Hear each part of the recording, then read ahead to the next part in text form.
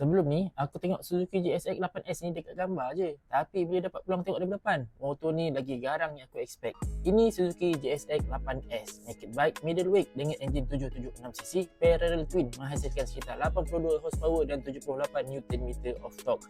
First impression aku, design dia memang nampak agresif, depan dia futuristik, body dia compact tapi still nampak solid. Suspension dan sistem brake dia pun bukan main-main tau. Di bahagian hadapan menggunakan KYB upside down fork, bahagian belakang pula menggunakan KYB monoshock jenis linkage.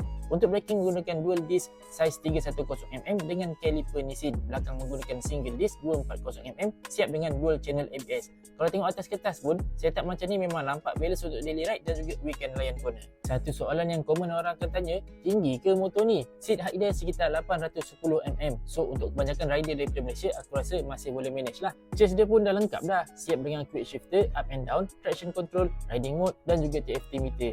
Kira rider beli terus jalan je lah. Suzuki dah bagi semua siap daripada kilang. Tu soalan dia, berapakah harga Suzuki GSX 8S ni? Harga yang dicadangkan adalah 43,600.